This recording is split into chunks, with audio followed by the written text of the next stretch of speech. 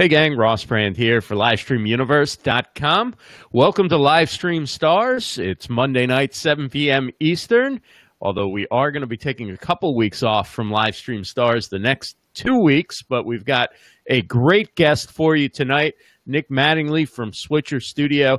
Be an opportunity to talk all about mobile live video production.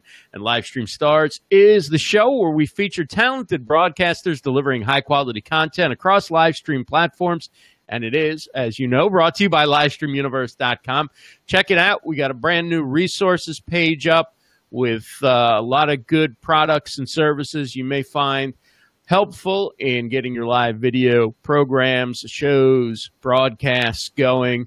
All things that I use and am comfortable recommending. So check that out, livestreamuniverse.com/resources. So let's get right to it. Our guest is Nick Mattingly. Nick, welcome. Let me give you a introduction. I'm getting lazier and lazier about the introduction as time goes on because I feel like we're a community and you're part of the live video community. And so everybody knows Nick and Switcher Studio, but if you don't know, Nick is the co-founder and CEO of Switcher Studio. It's a mobile video solution that makes everyday iPhones and iPads link up and operate like a complete TV studio. It's used by sports teams, educational institutions, religious services, professional broadcasters, nonprofit organizations, artists, musicians, marketers, and content creators around the world. Nick speaks at conferences. I saw him at Summit Live. He also writes about live streaming, online monetization, and new technologies.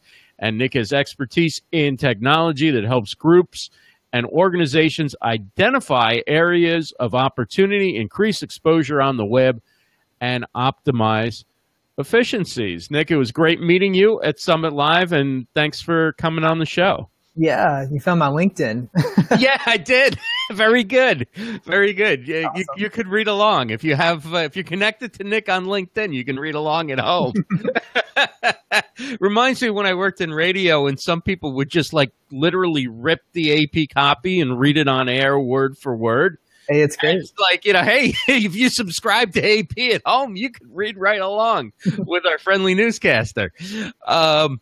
So tell me about the good news. Switcher Studio 3.0, you're telling me Summit Live was about to come out. Now it is available. What are the new features? How's it going so far? Yeah, so as you mentioned, and for those that are new to this, if you're broadcasting to Facebook Live, Periscope, YouTube, it's super easy to go live right from the native app. But if you want to do anything more, we want to be the answer. And with Switcher, you can use your iPhone or iPad to stream to those same platforms and add photos, videos, bring in your computer screen, do multiple cameras, all with hardware you already have. At the end of last year, we launched a new product called Switcher Go. This is a free version of Switcher that you can download on your phone and go live straight to Facebook or YouTube, use the built-in camera, and add up to 4 photos or pre-recorded videos that you can switch to during your broadcast. So if you want to brand your stream, you can do that. We actually met someone at Social Media Marketing World recently with Clearwater Aquarium, and it's the aquarium where the dolphin from Dolphin's Tale is housed. And they did a broadcast last week where they branded their broadcast. They had the logo for the aquarium on their stream. With Switcher Studio, you can do all those same things, but you can do multiple cameras and graphics and picture-in-picture, and it's a full-blown production tool. Our most recent update, we added the ability to take pre-recorded content. So this is Switcher Studio 3.0. If you had a show introduction or B-roll, or you did an interview with someone previously, you can now cut to those during your broadcast, and it really opens up a lot of possibilities for what you can talk about and how your broadcasts are formatted. 2 other features we'll jump into, and then we can kind of keep the dialogue going back and forth. Advanced camera control. So if you're using a native app, everything's automatic. It's super easy, but what you see is what you get. With Switcher Studio, you can actually ease in and out as you're zooming. So it's how quickly you go from one point to another. You can adjust the depth of field so you can get a digital SLR effect and blur out the foreground or the background. And just those 2 pieces you can really enhance the quality of your broadcast. And it keeps going into white balance, exposure, color correction. You can control this for all of your cameras using iPhones and iPads. And the other piece we were really excited about in this new update was a whole new way to interact with the app if you're working from your phone. So when we first launched Switcher, it was primarily an iPad app. So you would use an iPad as the main device where you would set up your broadcast and control everything and make your switches. Well, now you can do all of it right from your phone. All of the features are there. And all you need to do is go to our website, switcherstudio.com, to create an account and get started. Wow, that's awesome. So now, there was a long list of items that people are different use cases, let's say, right? That very long list in that bio that I read. Can you break it down and give some real examples of why or when people would say, okay, having this mobile production ability would be really useful, and in particular, this wouldn't be the type of place where we would do a desktop or use big production equipment or anything like that? What are what you see are like the ideal use cases for live mobile video production? Yeah, so for us, we don't want to put Switcher in a box, and because of that, we've seen it used in a lot of different ways.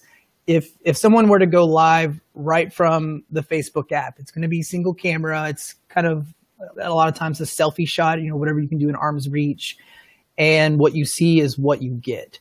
We want to enable groups, individuals, businesses that want to elevate their broadcasts and better represent themselves or their brand so that they can make quality content. And where we have seen this used a lot is within the Facebook community.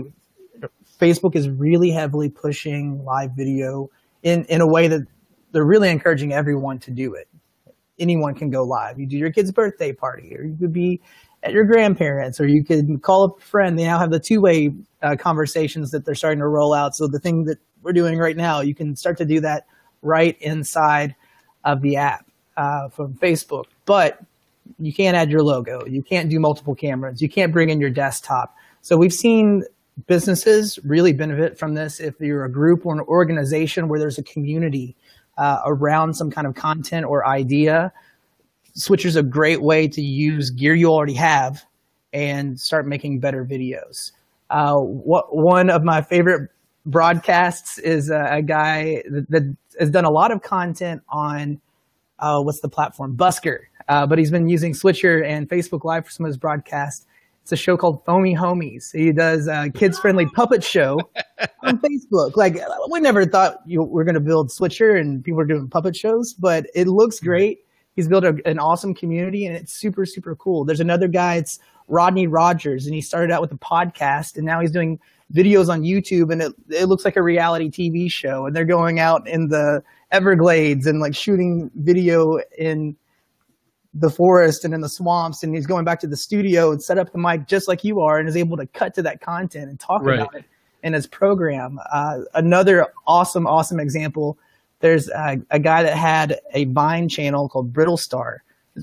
Tons and tons of followers. They've done work with Disney and big brands, and since Vine has been kind of consolidated into Twitter, they weren't able to leverage that in the same way. So they've actually taken their audience and they're doing daily broadcasts, like a morning show on Facebook, and they're using Switcher to bring in their computer and do a weather cam and talk to their guests and show photos. And so it's all over the place. There's people that are doing it for themselves, for their hobbies, for their businesses, and you're using gear you already have. Right. I want to say a quick hello to Rachel Moore. Great to see you. We talked earlier on Be Live TV on Jeff Adams' Be Live Weekly show. Michael Joseph Murray is here. Dr. Akina Finch, Claudia Santiago, who's going to be hosting, about an 11-hour music fest tomorrow in honor of Mario Armstrong's Never Settle show. And I saw Eileen Smith here, and she said she's on her phone, so forgive me if comments are a little awkward, but I did see she had a question, and she also mentioned Switcher Studio She said during her presentation at Social Media Marketing World, the question Eileen has, I think a lot of us have with any app that we use is, will we ever be able to see Facebook comments from the app? Yes, that is going to be in our next update. So NAB is a big industry show for professional broadcasters that is in April in Las Vegas. It's actually the second largest trade show in the U.S., right behind the Consumer Electronics Show as far as attendance. But it's not a for everybody conference. So this is where television producers, radio hosts, Hollywood guys come in to see all of the latest cool things that are happening. Well, Switcher is a official partner with Facebook. We're one of 12 official Facebook Live partners. And our next update, which we will be releasing right before NAB, it's at the end of April, will include live Facebook chat, where you can see it directly inside of the app. You won't have to monitor the stream separately or have another device running. We're also introducing DJI Osmo mobile support. So if you've seen the little gimbals, DJI, the drone company, has taken their camera stabilizer and made a handheld version you can attach your phone to. And in our next update, you'll be able to take one of your remote cameras or a secondary camera, iPhone or iPad within Switcher, and remotely control that gimbal. So from the main iPad, you can move your finger across the screen, and it's going to go where you tell it to. So you could have an unmanned pan tilt zoom camera using something you could pick up at Best Buy. Wow. Welcome, Sabrina Cadini is here from Summit Live. Great to see you, Sabrina. So now I'm probably a rarity in that I almost went live for all my live streams from desktop for like the first, I don't know, over a year, right? And I'm just starting to do some mobile. So the idea of mobile production and getting more sophisticated with mobile is a little bit scary. Like, how would you recommend easing into it if you're new to doing any type of mobile video production? Yeah, I mean, these types of broadcasts, the interview format has done really well on Facebook Live in particular. And there are a lot of great desktop tools for doing that. But if you're not in the studio and you want to do a pop-up show or you're going to an event, it's not always realistic to carry around your computer and capture cards and cameras and all this gear. So I have a 4-camera setup on me all the time in my laptop bag. It doesn't take up any more space than what I'm carrying anyways. If you haven't tried Switcher Studio, there is a free version called Switcher Go. You can go to the App Store today for Apple, iPhone, or iPad, download Switcher Go, and create an account. And it's really easy to sync with your YouTube or Facebook account and go live, Facebook in particular. So a pop-up production, you could use the built-in camera and just stream like you always would. You don't have to do anything different, but hit the button. That's the hardest part, is just to hit the button. But another way that you can kind of kick that up a notch is to bring in a photo or a pre-recorded video. So let's imagine a situation where you want to talk to a business in your community, or you want to talk about your business. Take a photo of the storefront, get an establishing shot. Think of it like a story. You want to tell your people where you are, the people that are watching. Go in the store and take some pictures or short video clips of products. What are you selling? What are the specials for that day? And if you have the logo available, go ahead and add that to your phone, and you'll have that as an option. So with just those 3 pieces, taking a photo at the front of the store, the things that are happening inside, and having a logo, you can intersperse those during your broadcast and have a much more professional looking stream without a huge time investment and without any investment in extra gear. So with Switcher Go, you could use it with just one mobile device? Exactly. Wow. Okay. And so now for Switcher Studio, you would need at least 2 mobile devices?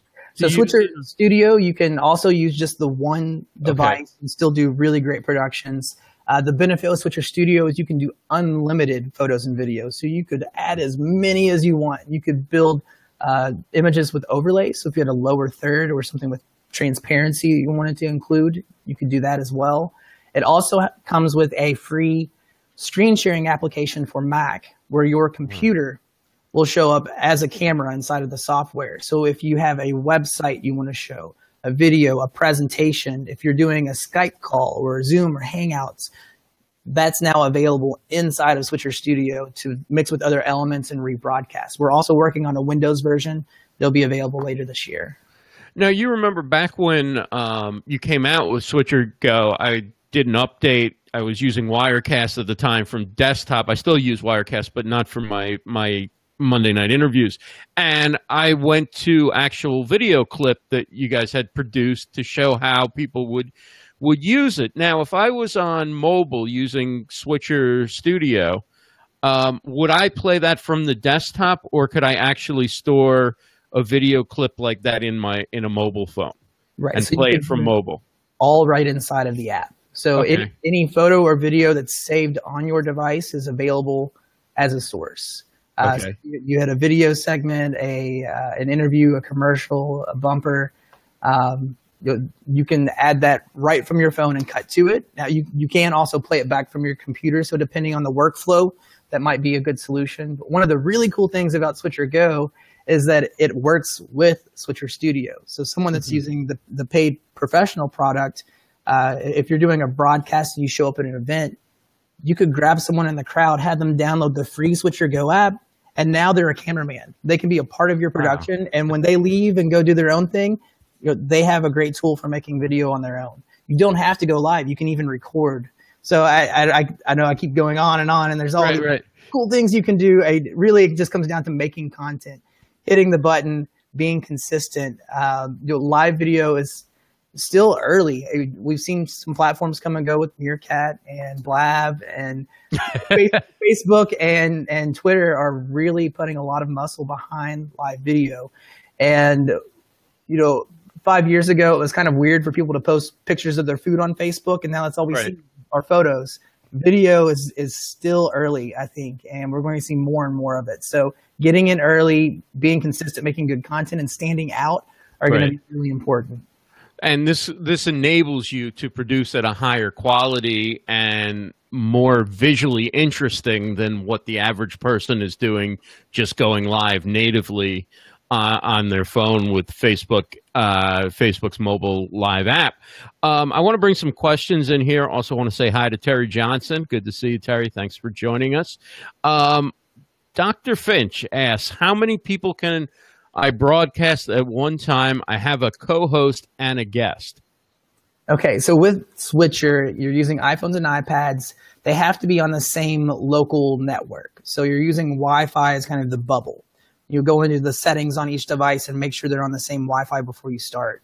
With that, you can add up to 4 cameras. So you could do up to 4 additional iPhones or iPads that you could switch between. So imagine an interview situation. You could have a wide shot, and you could have 2 angles shooting across where you could get a tight shot of each host. And maybe you have another shot on the audience, or showing the entire setup, or using the screen sharing component. So you can do up to 4 videos.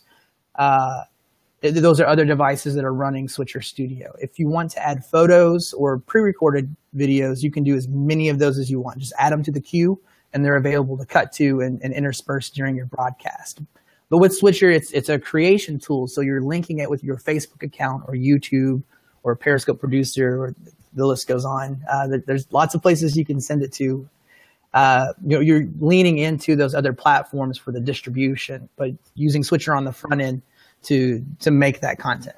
And so, can you bring in guests who are remote, or they have to be in the same Wi-Fi network locally? So with the multi-camera component, they have to be on the same local network, but using the screen sharing tool for Mac, you could do an interview through Skype or Hangouts or Zoom or any existing platform or tool. The person on the other end doesn't have to do anything different than they normally would. It's going to be a familiar workflow for them, but you're able to just mirror your computer screen, and it's available inside of Switcher. Okay, so you're taking their image from from a MacBook or some type of laptop, right, that you have with you, and you're pulling that into Switcher. They're hearing you back through in real time? So your guest, or just like you are in Zoom, using Zoom, say in Wirecast or some other like OBS or something like that? Is it the same concept? Yeah, the interactive part, you're using existing tools. You're having a conversation like you always would. In situations where you're not broadcasting, just Switcher allows you to grab that and make it part of your Facebook stream. And I can drop a link in the comments on that workflow or how to set it up. One thing to note with Switcher Studio, today audio is managed separately. So the main device where you control everything, audio has to come through that device to match up with your production. So there's little adapters you can get to bring in TRRS to the headphone jack or through the lightning port, or bring in audio from a mixer. There's a lot of different ways to interface that with your iPad or iPhone. So by default, it's going to use the built-in mic, but it's really easy to bring in other audio. Film Fest feed, easy for me to say, it's tongue twister, says an option for presets would help. If I close and reopen the app, I lose all settings. Anything? Okay, so if you're adding photos or videos, you can build as many as you want. Within Switcher, there's also options to do multi-view effects or do different picture-in-pictures. So we're never going to be done with Switcher. We are going to continue adding features and getting feedback from our users. Managing projects or grouping those is something that we're looking at and we'll be working on. So someone that's using Switcher, if you're not already, check out Facebook Switcher Studio Enthusiasts. We have a user group for other people that are using Switcher where they can talk with one another. You can share pictures of your links or pictures of your broadcast, ask questions. Our team also jumps in there and will help out. So it's a really good way to lean into the community, ask questions, and get feedback. Hey, Dave Basolto's here. I think we were supposed to be on a panel together at Summit Live. Anyway, glad to connect with you the other day on Facebook. Hey, Stephanie Lou is here. Good to see you. Terry Johnson says she's on her phone. Yeah. When you said it's good to be alive, I was thinking, what happened during the day since I saw you on the broadcast earlier? So I saw one of the comments come up from Dave asking if each camera has its own camera controls. Within Switcher, you pick one device that's kind of the central control for your entire production. With that, you can queue up another camera and remotely control all the dials and settings for camera 1, 2, 3, 4. So you can kind of work it both ways. You can go to each of those sources and enable the sliders for camera control, for focus, exposure, white balance.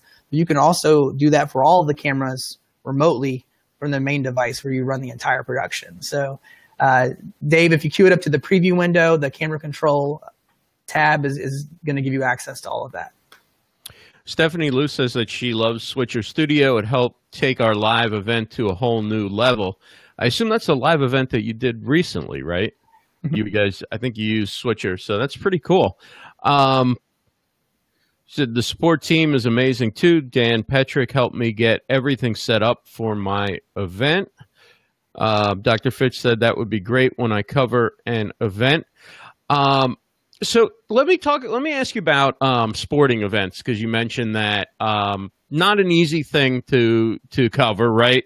Fast moving, particularly if you're trying to do stuff on mobile, although mobile phones are pretty good, have pretty good video capability. But how would you recommend, what would you recommend people trying to shoot at a sporting event, maybe local softball game or soccer game or something, and they want to practice putting together a production? What would you say to bring? How would you say to set that up?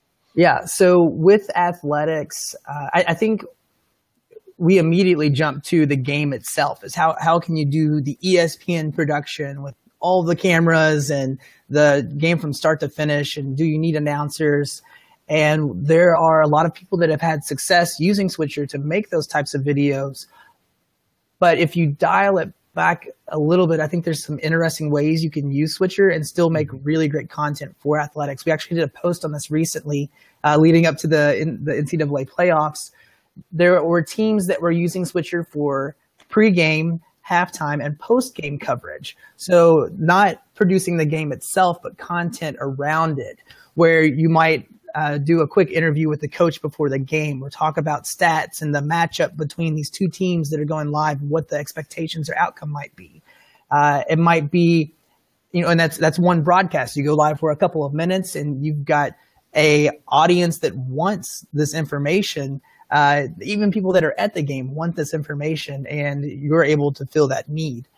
halftime, you can do an update on score and player stats and pull in players and do quick interviews, or after the game doing the same thing. So I think looking at athletics as pregame, halftime, and postgame coverage is a really interesting way to use some of those elements to make it more dynamic, where you might show photos or videos from a play, or right.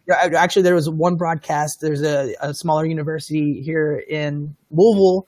It's called Bellarmine University. They made it to the Final Four in Division II, and they did this pregame, halftime, postgame coverage, and there were people in the crowd that were texting photos they took during the game. They were able to include in these little snippets.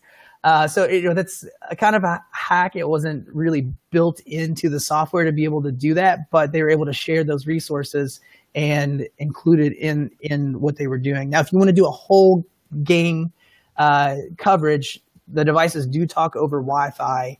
And if you're doing a baseball game and you want a camera down at third base and you want one behind the pitcher, you're gonna have to make sure you have a big enough bubble for all the teams to talk. So it is possible, but you have to take some time on the networking and infrastructure side to check with the venue or the school and make sure that is in place, or that you can set something up to do that. So with some testing, with some planning, it is possible. We've seen some people do ESPN-style broadcasts using Switcher and mobile devices. In fact, the WWE Professional Wrestling has been kicking the tires on Switcher. Really? They don't do any video for today. And they had 3 guys around the ring with gimbals and cameras in the crowd and in the audience. And we're doing the whole shebang with iPhones and iPads. So, if those guys are poking at it, I think anybody can make it work. Renzo Lopez says he uses Switcher for church on our service. Like Switcher for audio, I use from Mixer to his iPad. And that's something, before I got into live streaming, I did not realize how many churches and religious organizations are streaming their services and other events. How does it change when you're doing something indoors and you have lighting concerns? Is that something that mobile phones kind of adapt not bad, right, to low lighting probably in some situations, right? Yeah, so there's a couple of things with video in general. A lot of live video is this. It's the handheld selfie shot. First rule is get it on a tripod if you can. That's going to help a lot. Rule number 2, get good audio. So if you can manage audio, that's going to help a lot. And number 3, if you can control lighting or think about lighting for your broadcast, that's going to help out a lot as well. So indoor, outdoor, there are different variables that can come into play.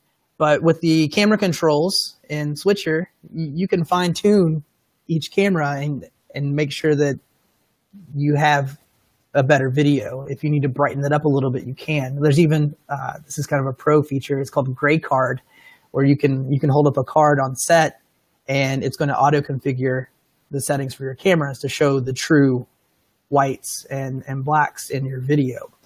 So that's a more pro feature. If you want to dig into it, there's some information on our site. We can shoot some links over for that, or you can email support@switcherstudio.com.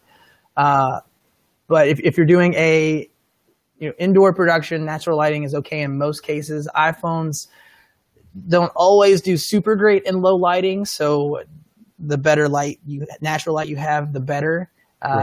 If you're near a window, never shoot toward the window. You want the light shining on yourself or the subject. Otherwise, you're going to turn out looking like a silhouette. Right. And so, these are things that we're talking about in our broadcasts, on our videos. And I know there's a lot of great live video communities out there that are asking these questions and providing resources as well. But yes, lighting is really important. And if you check out our website, there's some good information there on that as well. If anybody wants to jump in and ask a question, we now have the talk show feature on Be Live. First time I'm hosting with it. So I put the link. You'll see it starts with BeLive.tv/broadcast/livestream stars, blah, blah, blah, blah. Just click that link and come on in, and you'll be in the lobby, and I can bring you up on air, and you can ask Nick a question directly. Dr. Finch asks, can I use my GoPro as well? I wish. Not yet. So there are a lot of cameras on the market with wireless capabilities. The challenge is that they, in most cases, use different specs or protocols for how they manage that. And the way that synchronization for wireless cameras has been managed in the past is just to throw more RAM at your computer or whatever box you're using. These guys, we don't have a lot of RAM to work with. So that's one of the special things about switchers. We have our own method to make sure that when you go from camera 1 to camera 3, it's going to sync up. It's 200 milliseconds of delay from what actually happens in the real world to what you see in switcher. That's 6 frames of delay. So it's super, super fast. With GoPro, when you enable its wireless capability, you're actually pairing your phone to the GoPro. So it bricks the Wi-Fi on your phone, and we lose our multi-camera capability. So until the GoPro hardware changes that interaction, it would actually be a more limiting feature for switcher, because that's kind of your only camera. Right. So this is something we're thinking about, and we are looking at other options. And I'm sure as the product continues to evolve, we'll have more integrations. But today it's iPhone, iPad, iPod Touch. We have the Mac screen sharing tool, and we're working on a Windows screen sharing tool as well. Now, you mentioned the importance of good audio, and on mobile, obviously, you can't plug a radio mic in, and and so now Apple made things a little bit complicated by taking out the old headphone jack. So some tools that we may have been able to use and sit on our phones as enhancing the audio aren't necessarily easy to use anymore when they're swinging off the little connector adapter. What do you recommend now, particularly for people using iPhone 7s who want to get better audio when they're out shooting and doing interviews and just doing any kind of production that requires audio, which is almost anything we do on live streaming, obviously? So with Switcher, you can use the built-in microphone if nothing's connected. If you're using the built-in microphone, try and be close to yourself or the person that's speaking. Proximity is really important for audio and internet and Wi-Fi and really a lot of things in videos. If you can be closer to what you're shooting or where the sound is coming from, you're going to get better results. So if you're using the built-in mic, get close. You can also bring in audio through the headphone jack. And one thing that's really important with mobile audios, iPhones and iPads use what's called a TRRS connection. So it looks like a headphone jack, like you would use from the headphones that you're wearing. But if you were to connect a microphone with the same connection, it's not going to work. If you look at the adapters that come with your phone or the headsets that ship with iPhones and iPads, it has 3 rings on the end of it. And that's able to split the headphone and the microphone feeds. So you can use a traditional microphone that looks like it might fit, but make sure you get a TRRS adapter. There's also a really great adapter made by a company called iRig. They have one called the iRig Pre that's $30 or $40 that will connect to the headphone jack and allows you to bring in an XLR connection. So if you have a microphone like you're using or an audio mixer, you can bring a line out and pipe that right into your iPhone or iPad. Now, if you have a newer phone that doesn't have a headphone jack, those ship with a TRRS adapter to Lightning so that you can use that same connection. And there's also digital interfaces. So you could actually bring in USB microphones or audio interfaces. So yeah, this is a big world. There's a lot of options. We try to test as much as we can. We can't test everything, but you can use the built-in mic. You can use something that will connect through the headphone jack or the TRRS or digital audio adapters. Right. And something we've also added recently is Bluetooth audio support. So if you have a Bluetooth headset, you could actually do wireless audio with Switcher without having to spend $400 on a special wireless system. So just pair the headset in your general settings like you would to make phone calls. And when you launch Switcher, that's going to be your audio source. So you can talk and have a camera across the room that's framing up a shot and still get great audio. So Carlos Phoenix mentions plugging in a radio microphone and a mixer on an iPhone and iPad. So you could use a mixer as well as using an audio interface, right? Absolutely. Because it'll transfer transform the analog into digital, right? Right. Just make sure you have the appropriate adapter. The iRig Pre is a great starting point. And if you're using the adapter that comes with your newer phones, you'll be able to connect that to the Lightning port as well. So Will Kendrew mentions drones. Is there going to be drone support for bringing in video from drones? Yeah, so we do have the DJI Osmo Mobile support. It's not using the camera from this device, but the gimbal or the image stabilizer that DJI has produced. They have one where you can attach your phone and get a steady shot. And we do have integration for that coming out in our next update in April, where you can remotely control it. So you can have the camera move left, right, up, down. So we talked a little bit about that at the beginning of the broadcast, but those jumping in a little bit later, that one is coming soon. The one of the first things DJI asked about when we contacted them about this integration and some of the cross promotions for the launch is, do you want to get the drones working? So, these are things we're thinking about. And we will definitely be expanding the capabilities of Switcher, but for the best user experience, we've limited it to iOS devices today, because we can manage the synchronization and we know what hardware users have to some extent. We get asked Android cameras a lot. One of the big challenges on the development side for Android is they are running different versions of the operating system, different hardware, different chipsets, different cameras. There's a lot of variables that make it difficult for us to provide a consistent user experience. And so we don't want to put something out there half-baked. That is, again, something else that we're looking at, but we'll get there one day. All right, we're going to test out this new talk show feature. I'm going to bring in Carlos Phoenix, who has a question. And Carlos, good to see you. Fire away. What's going on, guys? Hey. This is Carlos. How are you? Hello, Nick. So it wasn't much of a question, as I think I was requesting the lower third editing capability.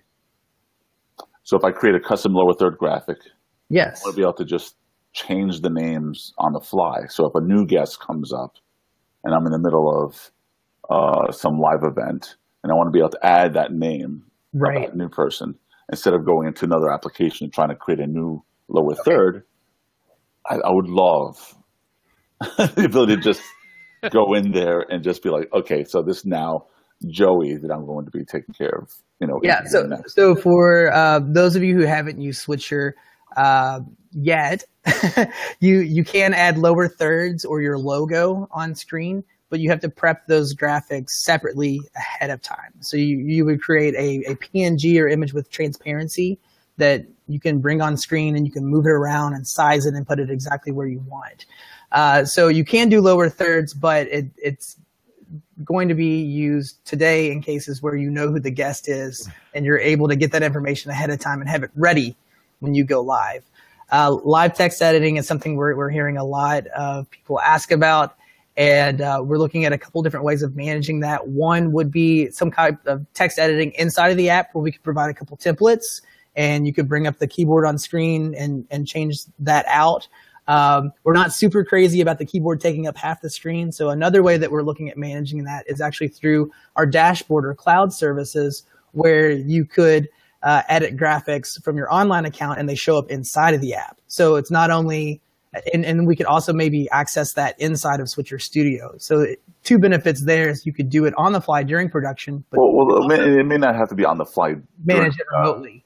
It doesn't have to be on the fly during production, but usually what I do is, because sometimes I get called on location. So I go on location, and what's going to happen is I'm going to be like, okay, who are the guests? Mm-hmm. And okay, guest one, guest two, guest three, cool. I'll make lower third 1, 2, and 3. But it'd be cool to be able to do, just one lower third graphic, and then, which would save a little bit of memory on the device. Right. And then be able to just type in that graphic. So it doesn't have to be done during, while you're live, but right before you're going live. Exactly. Okay. Each graphic. So that would be a great implementation of that. Awesome. Great feedback. If are you in the user group? Have you been checking that out? I don't think I am. I got to check that out on Facebook. Is it on Facebook? Switcher Studio Enthusiasts. I don't know why we picked that word. It's hard to spell, but But it's super awesome. There's other Switcher users that are helping each other out and asking questions and sharing links. And we'll grab our nerds, lock them in a room, and see if we can make that one happen. I like it. Let me just quickly answer. Brian is saying, Carlos, you could have someone else create it. Yeah, that's not an option. I've been doing this kind of production now for about 8 or 9 years, and then with the iPad and iPhones and all that stuff now for a few years. And having someone else create on the fly and airdrop it, as much as that is an option, when you're in certain locations, you don't get a good airdrop interference. And so if you're at a convention or if you're in some kind of a convention center and stuff, there's no airdropping. You can try, you can pray, but you're getting way too much interference. But anyway, don't want to keep you. No, I want to keep you just a second. So how are you using Switcher? What kind of videos are you making? Everything. So right now, that's mobile. Ross knows I'm a mobile video live streaming person. And so I use Switcher on Periscope, on live, Facebook Live, on YouTube Live, on just about everything. And sometimes we can even do multi-streams. And so a cooking show with multi-camera. And, so the capabilities of all these apps as best as possible. And so if you have an iPhone 7 and you're relying on audio, you can use the device, a headphone jack, and put in your XLR mic with a cable. Or if you want, I have an 8 mixer where you can just plug in through Lightning with the Lightning USB port. So there's a lot of different ways to have professional 24-bit audio right in your iPad through Switcher Pro. So I can go on and on. There's so many devices out there. Well, thanks, Carlos. Appreciate the question and you coming on. First one, and its features seem to work pretty well. So thanks again, Carlos. Appreciate it. So I want to ask you a little bit about the presentation you gave at Summit Live, because I think this would be useful for those of us who are learning to step up our mobile video production and think more conceptually about a broadcast rather than maybe just grab the phone and go with the first thing on your mind, right? So you broke down kind of some keys to prepping for a broadcast, for what to do when you're on the air and what to do after. Let's start with preparation. What are a few of the key things that people may not think of, but that are really important if you want to have a higher level style broadcast?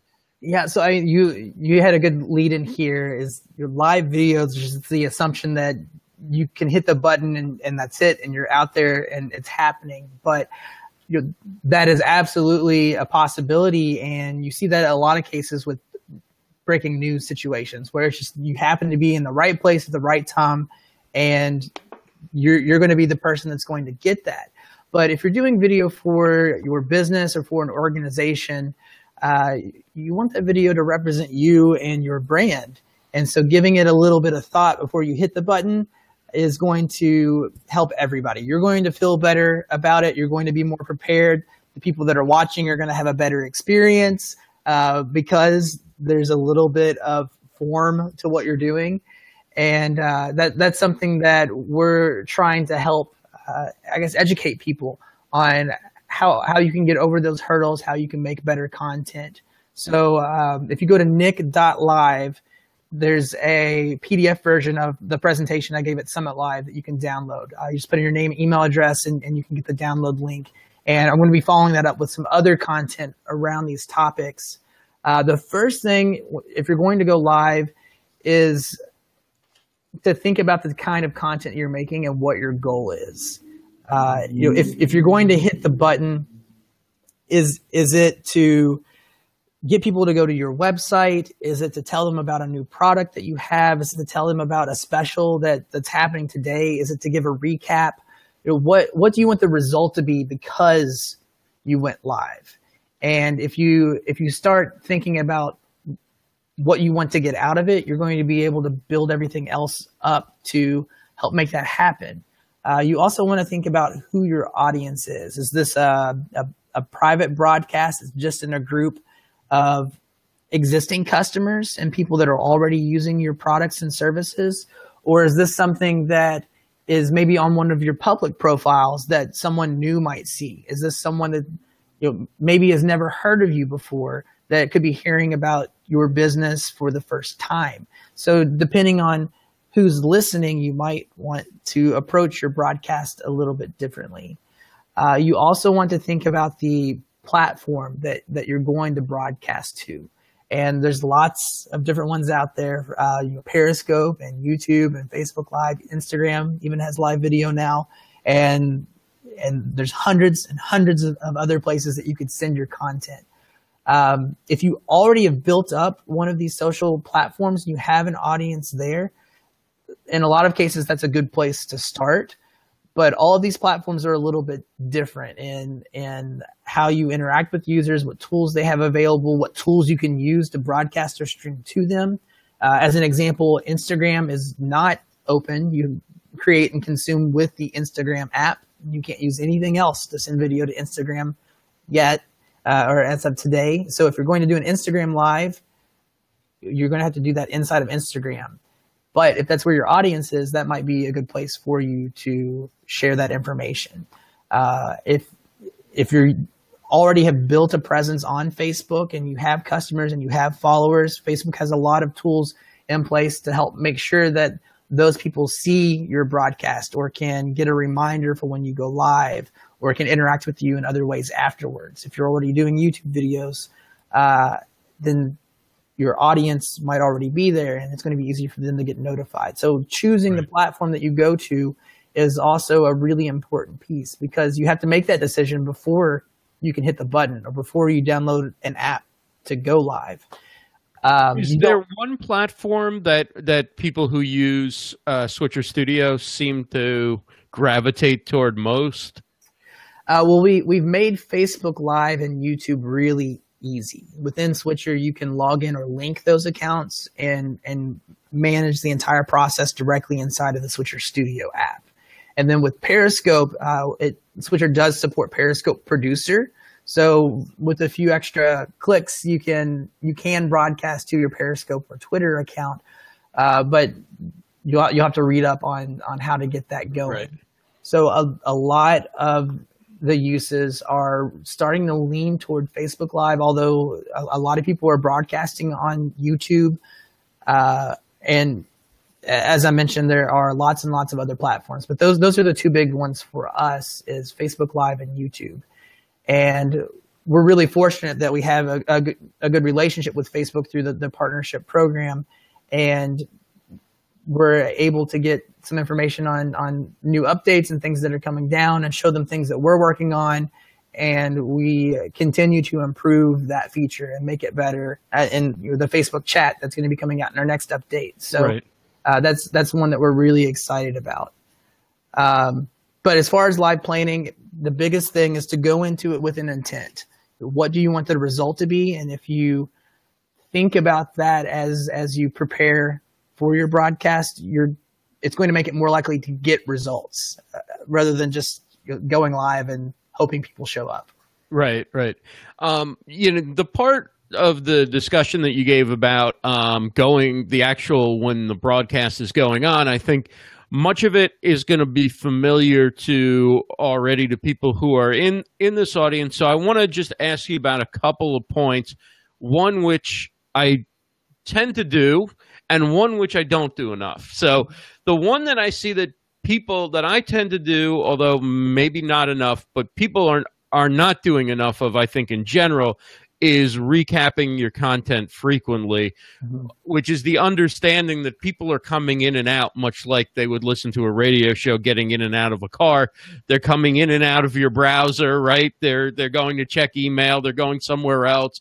They get a message. They get a notification. They're looking at something else. They're listening, and then you forget to say, we're talking with Nick Mattingly from Switcher Studio. It's a great app for using live video from mobile phones. You can do a lot of professional aspects of production that you can bring in and things like that.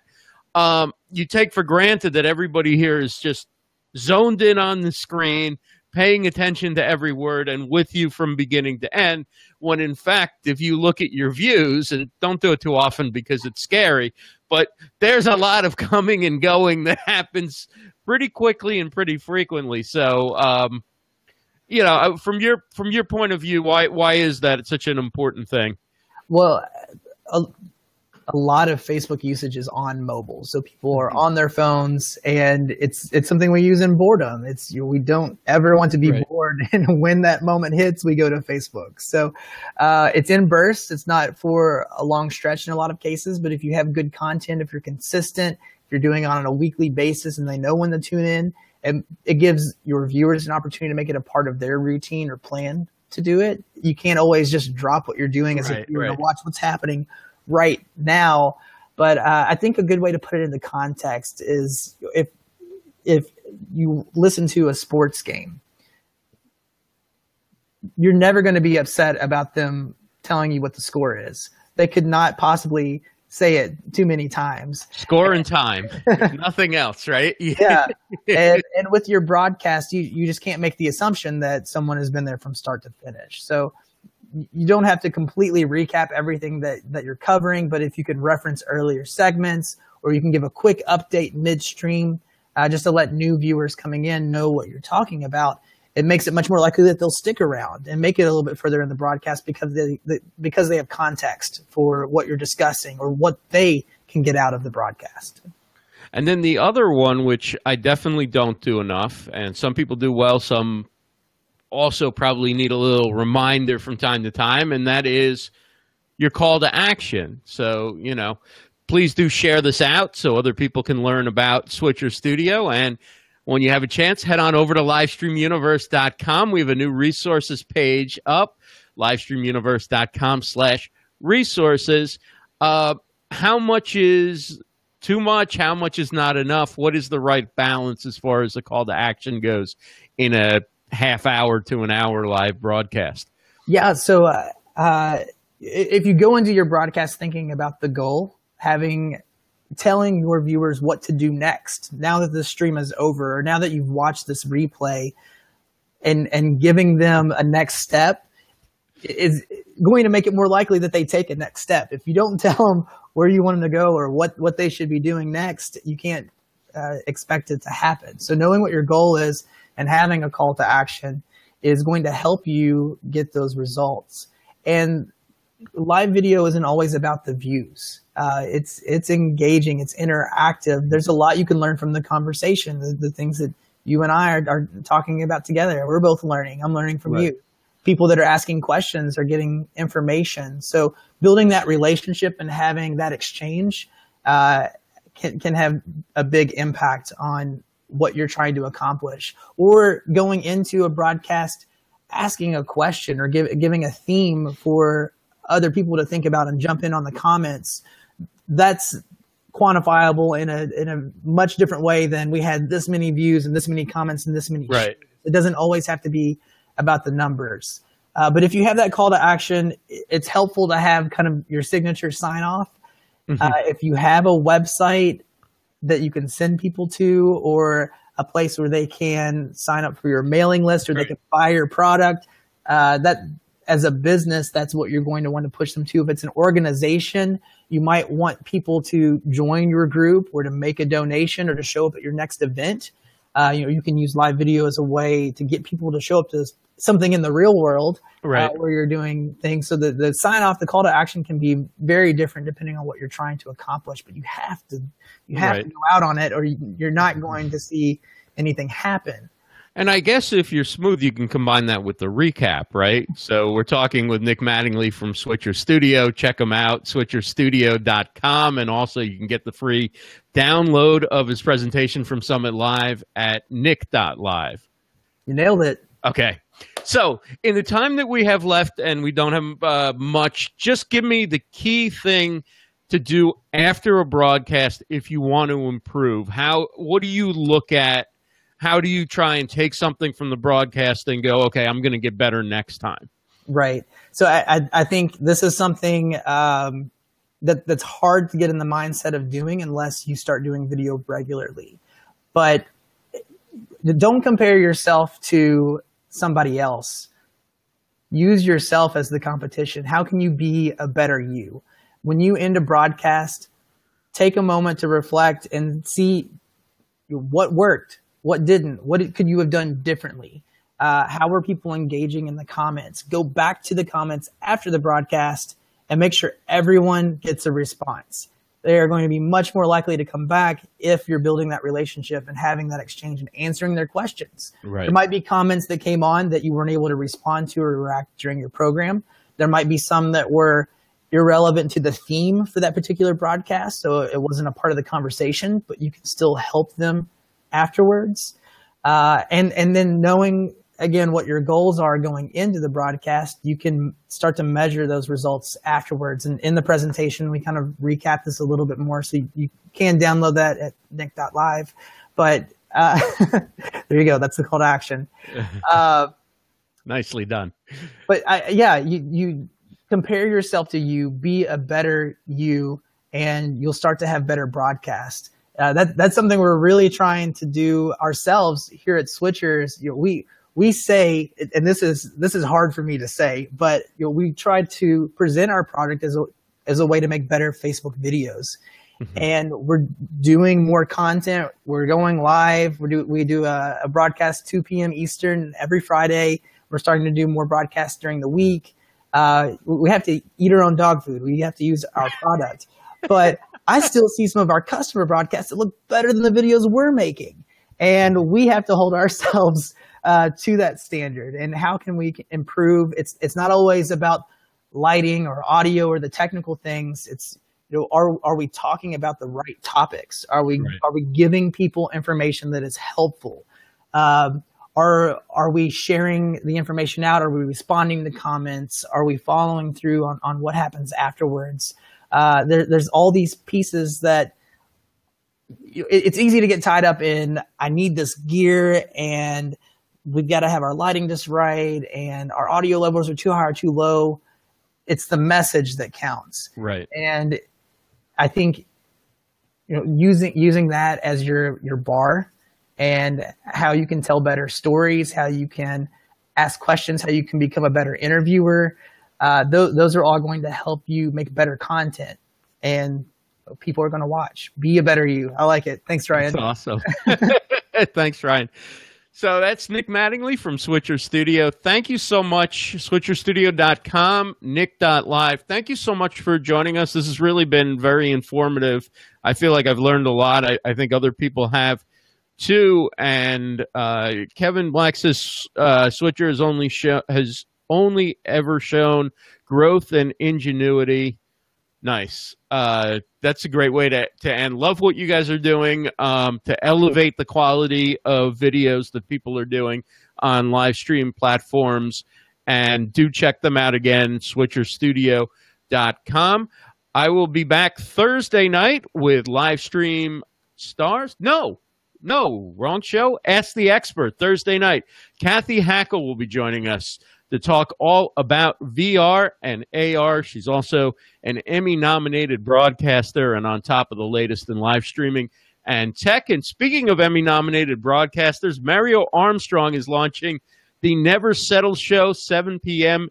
Eastern, Wednesday night. And I'm going to be hosting from the red carpet before. I got to get all the details from Mario, but I'm looking forward to it. And that will be on the Never Settle Show Facebook page, and the actual show at 7 will be on the Entrepreneur Facebook page.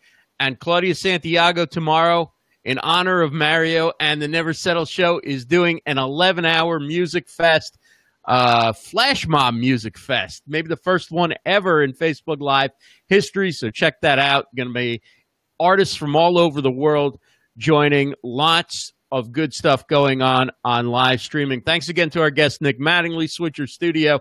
Have a great night, everybody.